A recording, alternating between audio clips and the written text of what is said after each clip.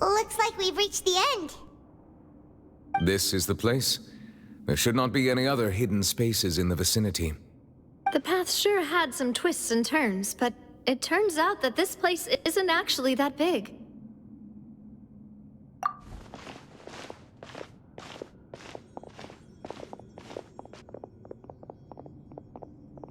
Stone slates. It seems like they were put here as an offering. Could we take them down and have a look? Perhaps we should just leave them be for now. There are 4 locations in total, but only 3 stone slates. The slate that should be in the first empty spot is missing. The surrounding walls also show signs of damage. There's something written below. Let Paimon see. Reason dictates that this nation be destroyed. I shall record the history of its future here in its past. Say what? It feels like someone left these slates and these words here for a purpose. But does he mean that Fontaine should be destroyed? That would fit the circumstances dictated by the prophecy, yes. Indeed, the slate's contents correspond to it. Take the second slate, for example. There's a person kneeling here. She seems so dedicated. And there's a whole bunch of other people behind her doing the same. She's facing this... what is this? Some kind of island in the sky? And is that Lady Farina in the third image? Did the Hydro Archon fall into the water? And is that a ring of people around her? Paimon doesn't quite get it. Are they all in the water? The fourth image. I know this one. This exactly matches the content of the prophecy. The people will all be dissolved into the waters, and only the Hydro Archon will remain, weeping on her throne.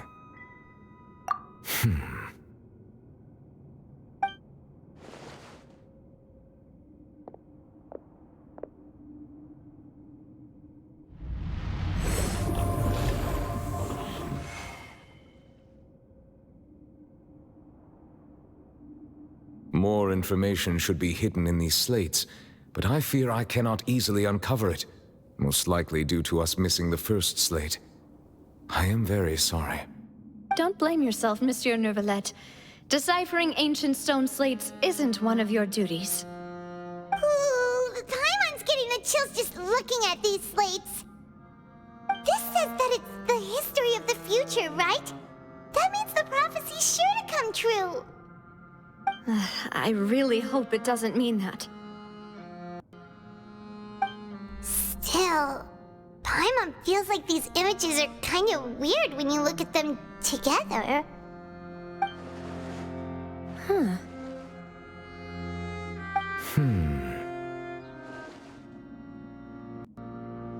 That's right!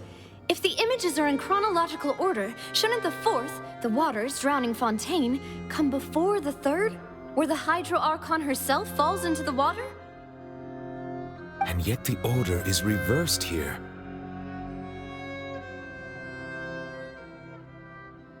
If we go by timing, Lady Farina only emerges in the third image. That means that the person in the second image might be the previous Hydro Archon. Egeria, then.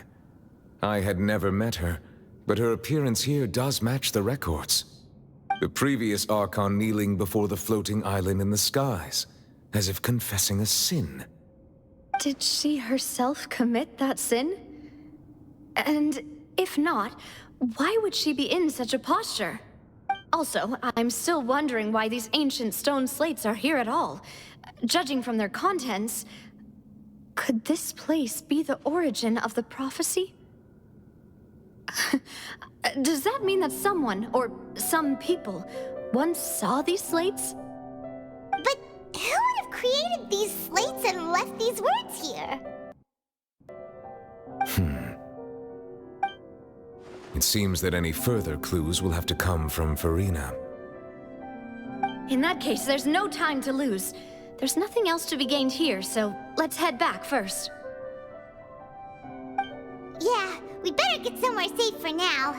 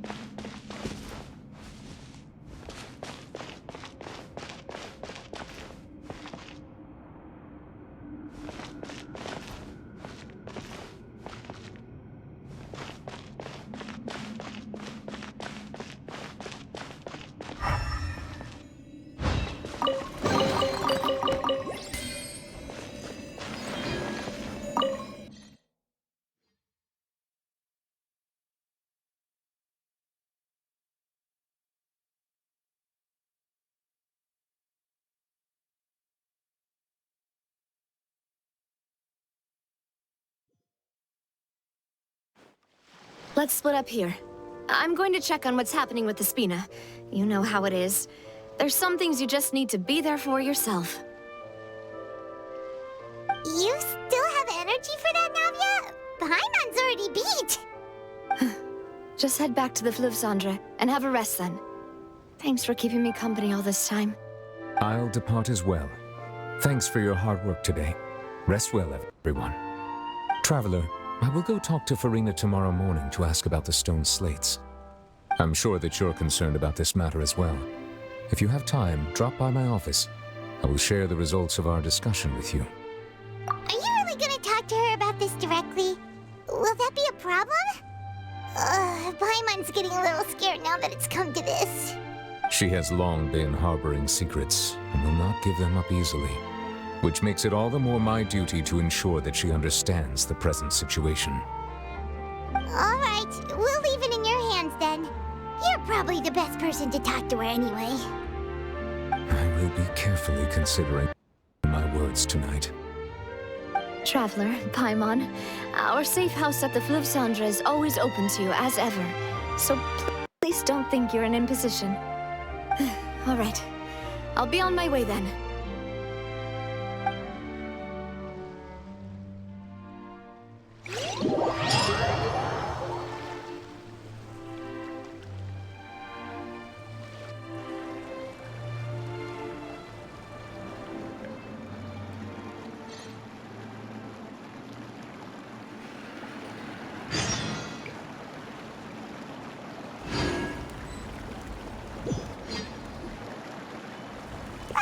We're finally back!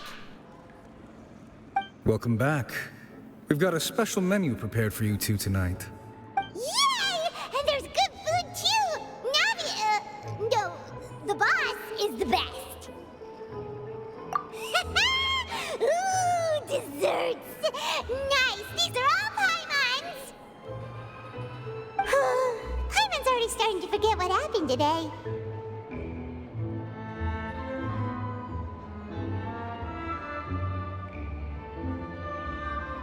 Oh, that voice. Is that who I think it is? Huh? It's you two. What are you doing in Fontaine?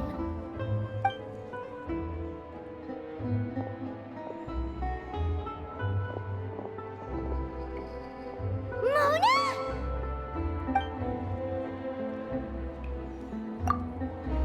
Seriously, nobody just uses a scry glass whenever they've got time to just see who they'll meet on the road. Still, we didn't expect to see you here. Wait, you're not a Fontainian, are you, Mona? Well, I have some business to attend to here, so I booked a hotel in the city. I was just out for a stroll when I bumped into you. Quite unexpectedly, if I might add. Why did you think I was from Fontaine, though? Is that because Magistus doesn't sound much like a Mondstadter surname? Yeah, let's go with that. Well, I used to have my own surname, which was, well, some other thing. Either way, the old hag told me when she took me as her disciple that the first step to being a great astrologist's pupil was to change that name. There was nothing for it, really. She really is amazing at astrology, so I changed my name to what it is now according to her wishes. To my surprise, however, Magistus is not the name of some ancient house or clan. It isn't? Nope. Although it is used by us in place of surnames, it generally just means great. Wow! Imagine including a boast in your name. Wait, are you gonna have to put that into your genealogy as well? I reckon so. In any case, I'd give my disciple a name like this as well, if I were to take one. Astromancer Barbeloth Trismegistus. Whoa, that's a long one. Does it also mean great or something? My name means Mona the Great Astrologist. As for the old hag, hers is, in plain speech, the thrice-as-great Scholar of the Stars. Just take it as a title specific to astrologists. Thrice as great? That's so petty. I know, right? That's just how she is. She used to call herself Magistus, actually, but when she took me in, she changed her name to Trismegistus. Talk about excessive. Magistus is thus the calling card of our school, so to speak, which makes it about the same as a surname. It's all right if you don't get it. You can look into it further should you need to study astrology more deeply. That sounds terrible! But anyway, you're not Fontainian, are you, Mona? You're from Mondstadt, right? Well, I was born in Mondstadt, yes. My parents migrated to Dornman Port, and I traveled with the old hag for a while, after which I settled down in Mondstadt City. Oh, that's a good thing then. At least we know you won't be dissolved by Fontaine's waters. Speaking of that, I'm sure you're aware that a bunch of things have happened here in Fontaine, right? I know you're not a local, but I'd avoid getting too close to any water that looks strange all the same. There's something ominous about it. Well, the water, I mean. That was the main reason, yes. Just a while back, the Steambird invited me to take part in a panel and speak about the circulation of the prophecy as an astrologist. The invitation was sent quite early on. I don't think anyone expected Fontaine to be in this much trouble. What do you make of that prophecy, Mona? Just tell us what you think as an astrologist. Your word would go a long way to make things more certain and less scary. What I can tell you is that I'm an astrologist, and that this prophecy concerns the fate of Fontaine, even that of all Tevat. Ascertaining this is akin to reading the fortune of the whole world. I'm afraid that this is not something that just anyone can do. If I could do it, you would no longer call me an astrologist, but a visionary. But on the flip side, the prophecy is so huge and powerful that it must surely come from a powerful visionary. Its contents involve the fate of the world. Disregarding it would be a mistake. A visionary? Sounds really powerful and all, but does such a person really exist? Of course. The old hag could do it, and I'd bet there are others amongst those Hexenzirkel colleagues of hers who could do something similar. Huh? Are you sure? All right, I'll help you. It isn't often that I see you with such a serious look on your face. I'll tell you once I hear back from her. Thanks, Mona! You're amazing as always! Oh, well, this is something only I can do after all. So yes, your praises are quite welcome. That's the greatest of astrologists for you! Of all the people we know, you know the star's the best! Indeed, indeed. That's the spirit. Oh, sorry. I came to see what all the commotion was about. If there's anything you need, do not hesitate to inform the Spina di Rosula. Oh, whoops. Guess we were getting a little too carried away there. Well, I'll go tend to my own business now. If I receive any news, I'll be sure to come find you two again. And there she goes, quick as rushing water. And here we are with the Spina guy giving us suspicious looks. Right, but we were able to recruit Mona's help, didn't we? Our Fontainian friends will thank us someday.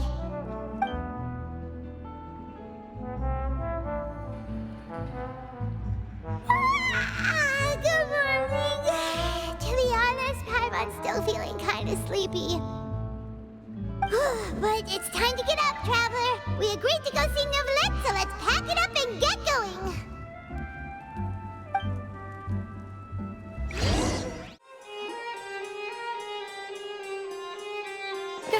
You're here! Finally! Is something wrong? Monsieur Neuvillette and Lady Farina, they seem to have gotten into a dispute. Please go see for yourself.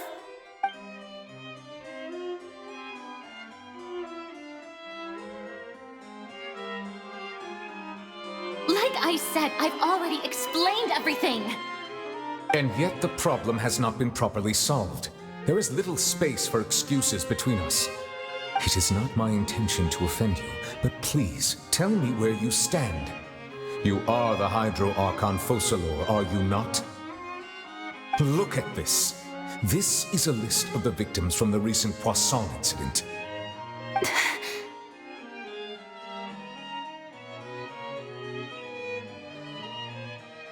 You mean they're all...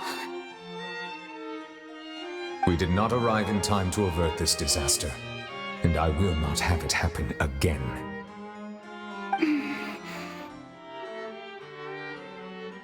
I will say this once more. You must tell me everything you know. Yesterday, I found 3 stone slates in some ancient ruins near Poisson. Do you know anything about those? Seriously? You're questioning me like this is a court case now. I don't know anything about that. But you found them in some ancient ruins, you say? That's correct, which is why I came to ask you some questions. There should have been 4 slates, but one of them was missing. The other 3 featured different images that seemed to correlate to the prophecy. The prophecy?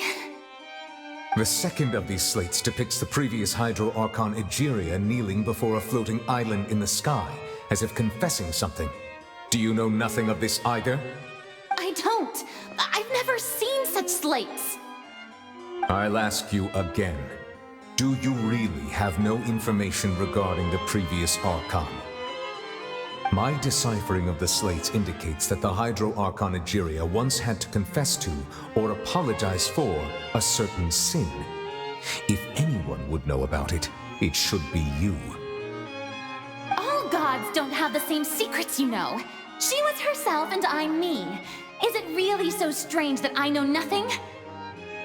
I understand your concerns, but I'm sorry. I just don't have anything to tell you.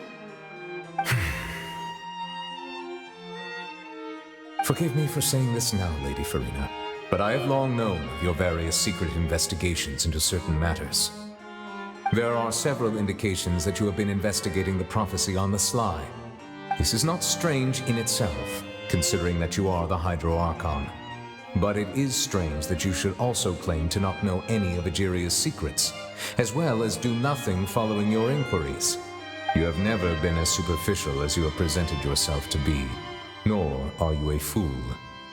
And yet, your behavior is very inconsistent.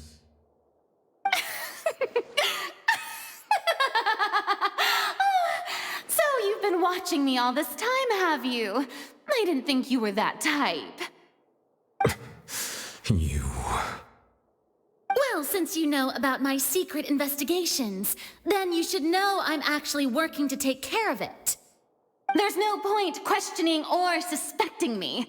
You're the Eudix, but you're still my subordinate. You should be following my lead. Just trust in me, you're Archon, and do as I say. Never mind whether you can truly convince yourself to or not. It'll all turn out fine. That's all I have to say. We do not discuss this matter again. Oh, the opera's about to start. Toodles!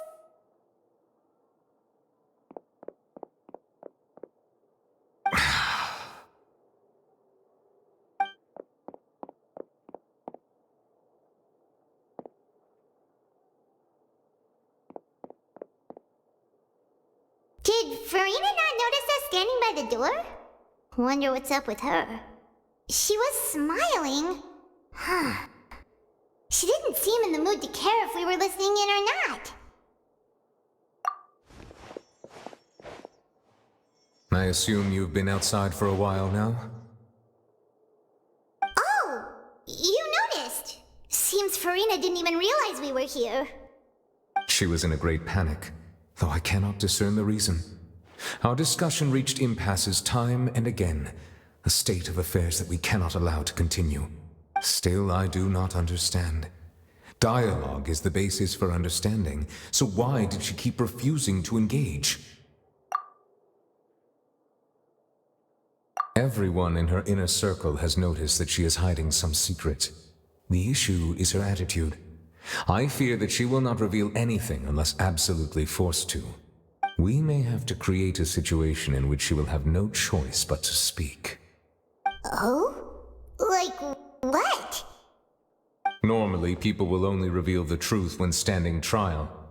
Perhaps we must have the Hydro Archon experience just such a scenario. But Farina's seen so many trials, and she's really good at dodging questions. How do we make sure that she won't just slip away at the first chance she gets? We will need to consider this thoroughly, join forces with various parties, and then do what we can. If at all possible, I would prefer to recuse myself from this affair, but we must prevent the prophecy from coming to pass. This may be cruel to her, but all Fontaine is in crisis. The information a god possesses is too precious, and so we must take a chance on this. But who will lend us their aid to do such a thing?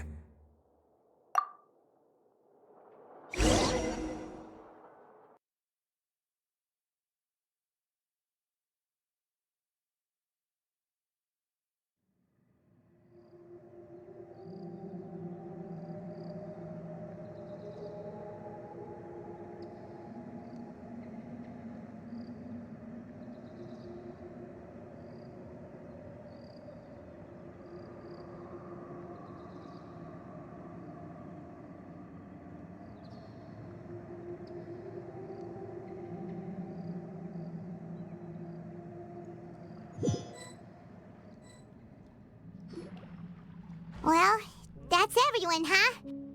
Speaking of which, it was pretty smart of you to think of hiding here. Poisson was just involved in a disaster, so it's presently devoid of people. That naturally makes it the best choice. And here you are drinking tea like it's the most natural thing in the world, huh? That's what families should do. Sit and enjoy a leisurely time together. It's nice to enjoy tea here, you know? Care for a cup? Lend me your ears, everyone. Or perhaps one of you might like to start us off. How about you, friend? Me? No, I don't think I can. Then, how about you, good sir? I fear that I will cause the mood on this boat to become as somber as it is in court. Well then, I guess we're lucky we've got a local like me to organize things. Wonderful, the spotlight at last. I guess I'll be facilitating things from here. That was a little long-winded, don't you think? Oh, you might be right. Anyway, to cut to the chase, our friend here, the Traveler, has brought us together to discuss something. As for what that is, well, let's start by saying that we'll be pooling our efforts together to create a series of traps. Oh, how intriguing. Well, it's just an expression, really. One that I just learned from Chlorand, and used on the spot. So, let's invite her to explain in detail. A round of applause, please. Huh? Didn't you say that you would be facilitating this? Oh, come now. Your work doesn't involve much public speaking, right? This is a good chance to practice. You might even pick up some fancy oratory tricks to impress your boss with in the future. I see.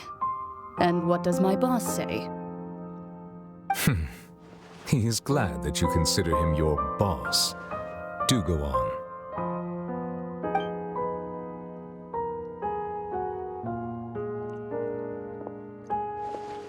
In that case, do any of you have experience hunting? Not that I recall.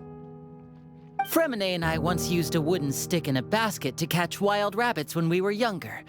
As for Lynette, Oh, right. You were sick that day, weren't you? I've also gone diving to catch some fish before. Does that count? I'm afraid not.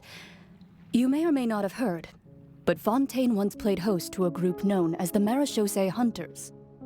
Though that was their name, they did not hunt animals, but rather various monsters left behind by the ancient dynasty of King Remus. Today, Fontaine's monster population has already thinned greatly, so the hunters have blended back into society, taking up arms in other lines of work. They even left a unique methodology of hunting in their wake. A trap comprises of the following components: bait, a trigger, and a containment device. Sometimes a lethal implement will also be necessary to deal with the prey. So, if we were to build a trap together, right now, what would you choose to build it with? For me, I would prefer something basket-shaped. Pigeons and rabbits will see the bait and naturally enter the snare. Our line of work requires a deft hand, and we're some of the best in the industry, so you can count on our techniques. You used some of those techniques while moving the people of Poisson, didn't you? My subordinates mentioned that you even performed some magic for the bawling children. Yes, and I even managed to gather some intelligence in the meantime. I'm quite the multitasker if I do say so myself. I'm afraid I can't claim that as my strong suit. I prefer more stable methods, like placing bait in the water and waiting for the fish to come within reach. That's the kind of method I would count on. Calm and steady. Exactly the kind of person who would catch loads of fish. And I can be their assistant. With discretion, I'm sure. I'd probably use some sort of mechanical animal. Papa once bought me some small clockwork squirrels, mice, and such. When placed in the forest, they can attract others of their kind. I remember that you liked those too, didn't you? I did. And that would be a good way to go about it. If they're realistic enough, animals of the same kind will follow them all the way to the trap. What about you, Monsieur Neuvillette? I fear I do not have any related experience. That makes sense. You usually solve problems directly, without the use of any such tricks. But I do have one more question for you, Monsieur. If we were to create a trap now, how would you design it? I would like for it to be effective, but bring no harm to the prey. A more gentle trap would be ideal. Kind, as always. However, our intention doesn't necessarily change the containment device and the type of implement we need. If we wanted to kill the prey in one strike, we would need a powerful implement. However, that also goes for prey that must be captured and safely contained. Wait, why is that? Only a hunter who's a true expert at subduing their prey can snare it without harming it. The line that divides life and death is often exceedingly thin. So are we going hunting together? Huh. We hadn't thought of seeing ourselves as hunters. It kinda works, but maybe it's still not the best metaphor. If our means of capturing and dealing with our prey is to put them on trial, then the hunting metaphor is actually quite accurate. But we shall require much more courage than any hunter to judge a god, a being whose seat is an exalted throne. Oh, so that's what's going on. Sounds very interesting.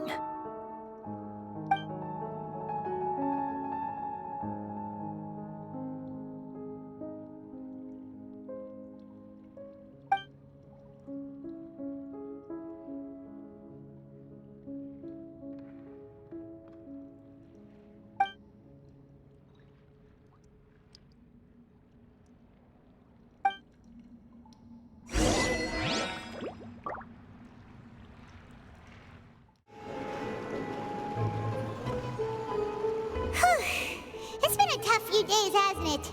So much has been happening. Paimon didn't think the meetings would go on for so long, but everyone seemed pretty fired up, huh? Paimon thought they'd be at least a little frightened. Well, Fremine was, now that Paimon thinks about it, but everyone else just looked a little surprised. Well, it's hard to say. Paimon doesn't have any experience with this sort of thing. But with you around, Paimon sure will do great. After all, you're the most reliable person in the world, aren't you? Did you just pour some tea? Paimon didn't notice you doing that at all. Then what's that? Paimon's never seen that cup before. Don't be frightened. I'm just joining you two for tea. I merely refrained from saying anything till now. Who's that voice? But there's no one here. Aw, have you forgotten me already? Wait, you are familiar. You're the voice we heard from the sky in Sumeru. The voice from the sky, I fear that description is wrong. Though, not completely wrong. You're feeling lost now, just as you were feeling previously. I sensed that confusion and thus came to you. Guiding people is an irresistible hobby of mine, after all. Consider me a passerby. Just accepting a commission from my friend's disciple on a whim.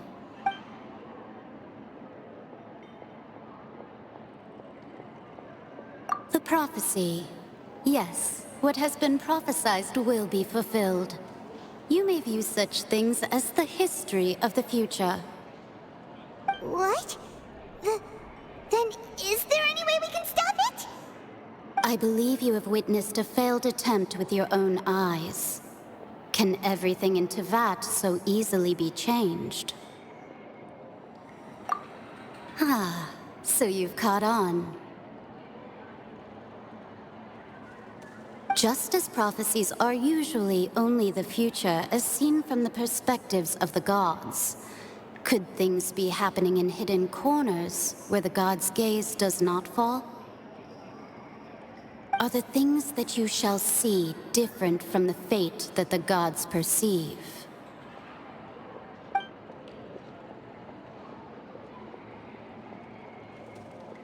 What is she talking about? It all sounds really impressive and important and stuff, but it also sounds kind of scary.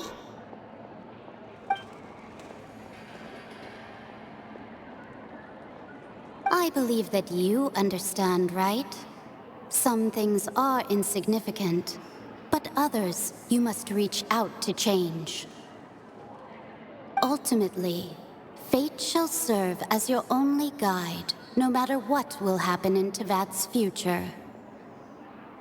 All you need to do is to play your part. This was good tea, by the way. Thank you for your hospitality. Well, that'll be all for today. The voice. It's gone.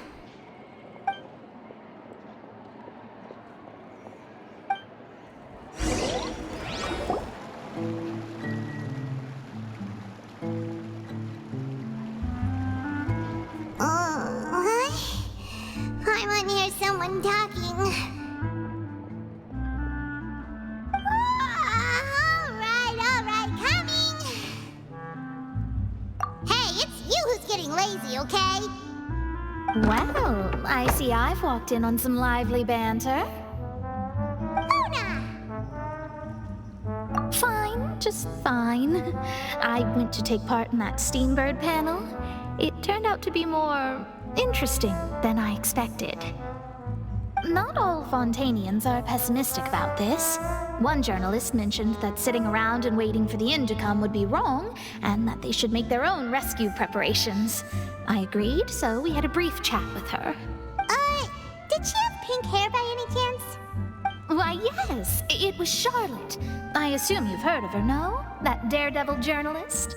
I'm in full support of her view. Prophecies are very important, but how can people allow their lives to be commandeered by just a few words? That's right! Paimon's glad to hear something sensible for once. Ah, yes. About what we had discussed before. I did try, but I'm afraid I couldn't reach the old hag. I'll try again tonight, but I wouldn't get your hopes up. Huh?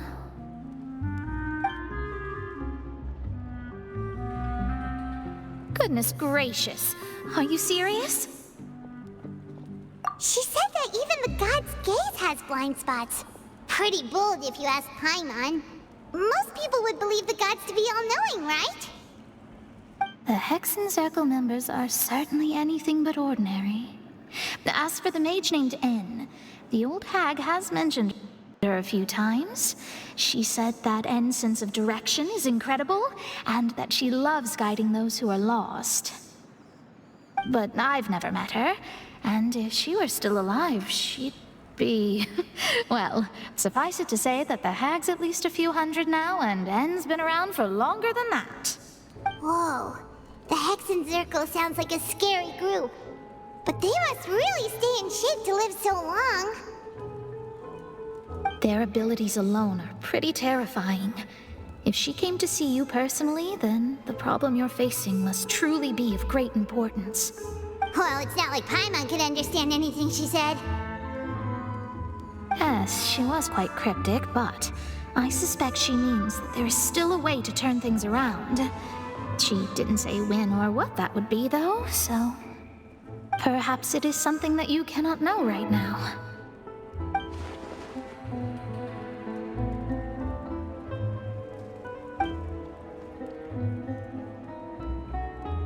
Traveler, Paimon, are you two all right? Oh, we're fine. We're just a little down right now. It kind of feels like the end is coming, you know? I see. I feel that same sense of desperation, too. I guess you could consider me someone who has often witnessed fate. So far as I have seen, it cannot be swayed.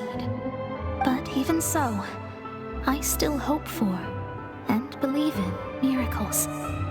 Astrology is eternal and rational, but fate may not be. It is cruel, but it can also be beautiful. Perhaps that's what En was trying to tell you. Not to lose heart, and to believe that what you are seeing playing out before you is not yet set in stone. I did originally think of steering clear of all this, but I couldn't. Even if this is all futile, I still wish to help everyone. If we don't struggle to the last, then how can we face the end when it comes? Huh. You do have a point. There I go, talking about astrological principles again. Sorry about that. The moment I start talking about work-related stuff. I need to get going. It was worth trying to comfort you, even if only a little. I believe that you'll help those who are struggling in the same way I did.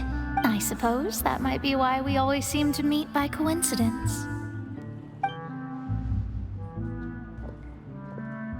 Paimon feels kinda moved by what Mona said, but also kinda sad too. Hey, Traveler, Paimon suddenly feels like going outside for a walk. Let's go. Let's walk around the city, shall we? There's a few spots we always like to walk by. Huh? Our names are written in this newspaper. What's going on? Let Paimon see! The underwater stronghold, the Fortress of Meripede, has continued in its noble autonomy, but that does not mean that others cannot interact with it. My recent attempts to enter the fortress bore little fruit. Huh.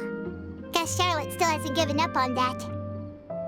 Thus, did an Outlander friend become the focus of this report, a blonde adventurer with their white fairy legends trailing in their wake. It is said that this mysterious traveler once visited the underwater fortress. So while the fortress's interior remains a mystery behind closed doors, do not fear, for the tales of the traveler contain surprises in spades. Journalist Charlotte's biggest scoop yet, the Traveler's Trail, World Walker. Huh. Charlotte took so many awesome photos of us and we never even noticed her. She hasn't been able to get a hold of anything at the fortress, so since we're easier to find, she's using us as the subject matter instead? Ugh, seriously? Well, fine. Those headlines and photos do look cool, so Paimon will forgive her this time.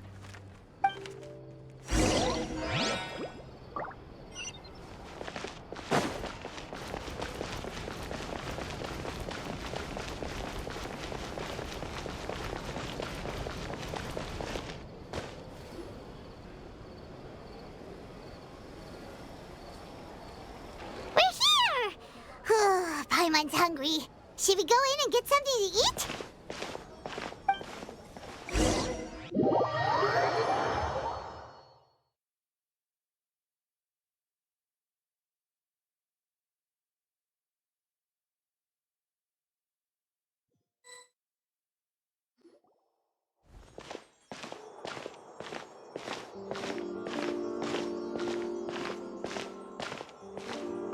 Hey, quick!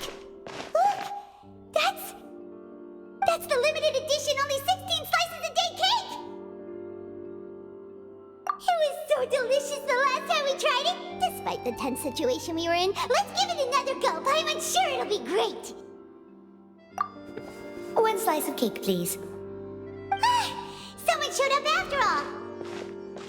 Oh, wait, you're the one from the Palais Mermonia. Oh, are you here to buy cake too? It seems Monsieur Neuvillette was right. You really can eat. Wait, did he really say something like that? That's right. Even he has his own preferences when it comes to food. As for me, I love the cake and coffee here. Do you come here often? Usually every day. Every day? It's part of my daily schedule, apart from work. I shall have my cake and coffee. Then what if someone told you one day that this place would be closing soon? and you wouldn't get to eat cake here anymore. What would you think? But why would it close? Well, Paimon doesn't know either, but maybe the waters will rise tomorrow. You know, like in the prophecy. Oh, the prophecy. To be honest, I haven't paid much attention to that. No, still, even if there'd be no more cake tomorrow, that wouldn't keep me from having some today. No, it's the same for eating in general. You might not be able to eat tomorrow, but if you can do so today, then you should carry on. That's what people call living, you know. Huh. Don't be sad. Excuse me, could I have 2 more slices of cake to go? These 2 slices are for you. Sijuin said that this kind of expression you're making is what humans call being sad. Oh, you know Sijuin?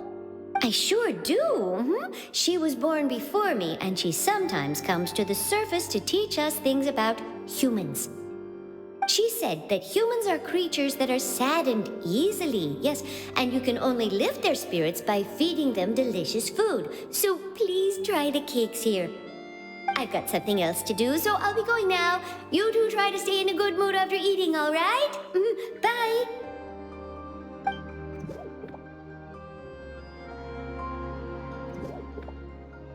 And there she goes. All right, let's dig in. Paimon's sure this cake will be delicious.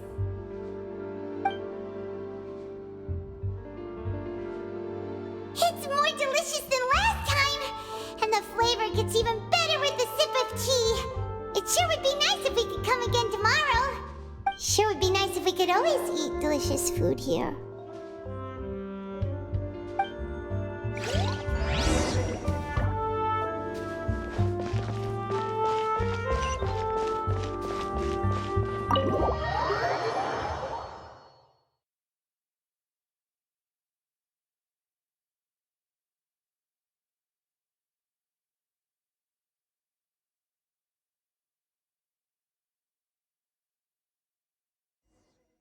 Oh, we're near the Steambird office. Let's go look for Charlotte and have a chat.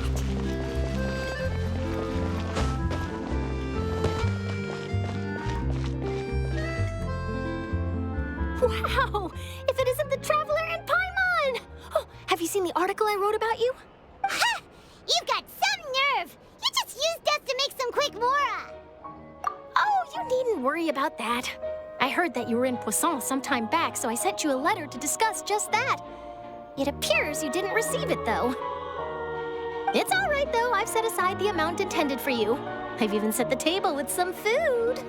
Really? Oh, you're the best! You're almost a little too easy to win over, Paimon. If I were a journalist with ulterior motives, you'd be in trouble now, you know. Oh, Paimon knows you're not like that. Still, what brings you here all of a sudden? Were you looking for me? A friend of ours met you a while back, and when she mentioned it, we thought of coming to see you. Her name's Mona. Ah, so you know Miss Mona as well. She's a guest columnist for our paper. Really good one, too. She's so young and already such a brilliant astrologist. So she mentioned me? What did she say? She said that you're a real daredevil of a journalist. Nice. In which case, can this daredevil journalist dare to request an exclusive interview with the legendary Traveler and Paimon? Huh? So your article in the paper today doesn't count? Oh, of course it doesn't. That was more like live photography. What I'd like to do is dive deeper and ask you to talk about the things you've seen and experienced. Yeah, are we even qualified enough? Why not? If I say you're worth an interview, then you're worth it. But not right now, of course. I'll need a few days to prepare. Oh, in that case, we'll just chat when you have the time then? Oh, so that's a yes? Ooh, splendid! I'll tell the editor-in-chief immediately. I'll have to apply for lighting, a venue, some props, and... Whew, so much to get done now. Talk to you later. Wait, Charlotte, Paimon's still got a question for you. And what's that? If, just for example, Fontaine were to be flooded tomorrow, what would you do today? Huh. That's the prophecy you're talking about, isn't it? I mean, I do hear about it often, but I've never once thought that the day could be tomorrow. If you're seriously asking, then I might try and think of a way to leave Fontaine. Oh, but I'm still a journalist first and foremost. That means I have a duty to be reporting from the scene. And secondly, I wouldn't forsake my homeland that easily. From what I've seen, most people don't know what they'd do should the worst come to pass. In truth, it might be better just to behave like normal rather than worry over such an end. So in all likelihood, I'd probably still be prepping at the office for that interview of ours. I know what you're thinking. That sounds a bit sad, but I've always believed that it's best to do what you enjoy. Just think about it. If this nation really were to be suddenly destroyed tomorrow, but I still successfully finish an exclusive interview with a truly unique person, then the story I would wind up writing would truly be timeless. And then do you know what I'd do? Well, I'd write that story, send it for printing, and use messenger pigeons to get copies out to the various nations as soon as possible. I'm not a dreamer, nor am I a workaholic, but I do love my job, and I'd be proud of leaving such an article behind. I guess you could say that I was born to be a journalist. But anyway, that's my answer. And on that note, I'll get back to my preparations. That's so nice. All of a sudden, Paimon actually kinda envies her. Anyway, let's go and take a look at the sea, shall we?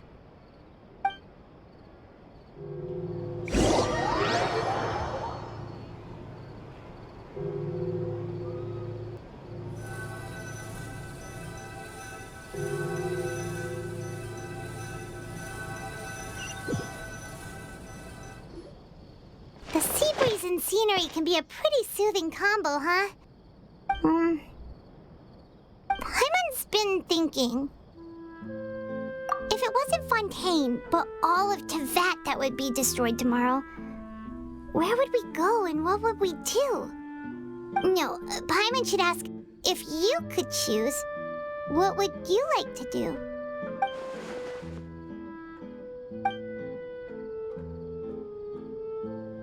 We've always been moving to the next destination, so we haven't spent much time thinking about these kinds of things. We didn't have to either, with us always being on the road and whatnot. You mean, still traveling? Huh. Wait, isn't that what we've always been doing?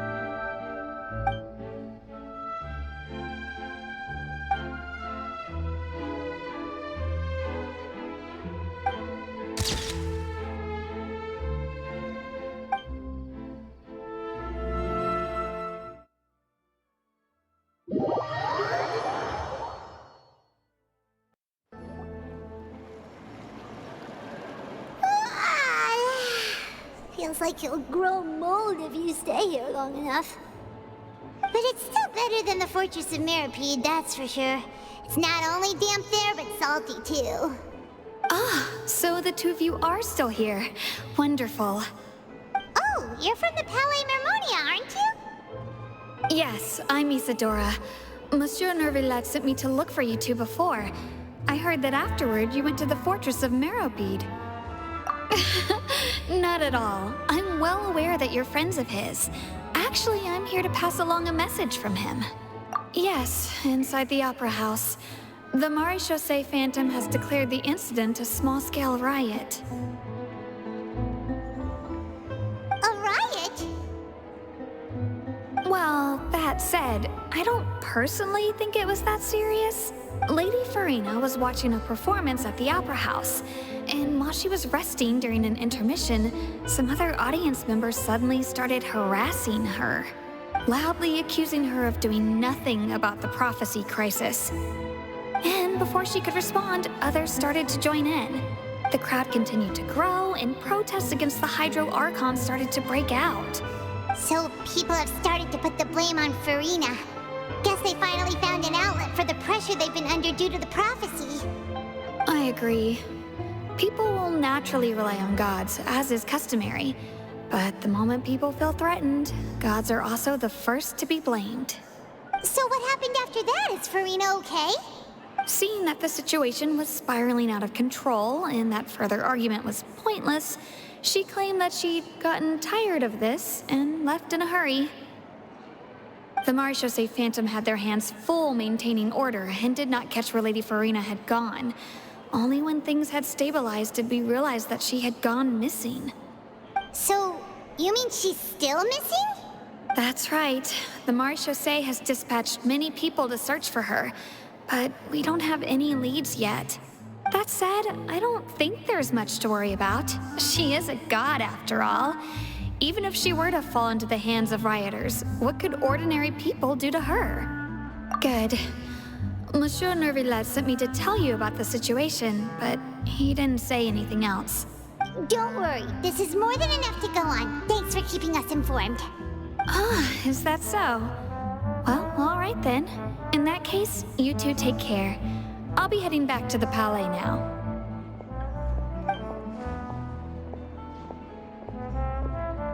Well, sounds like we should hurry over to Poisson then.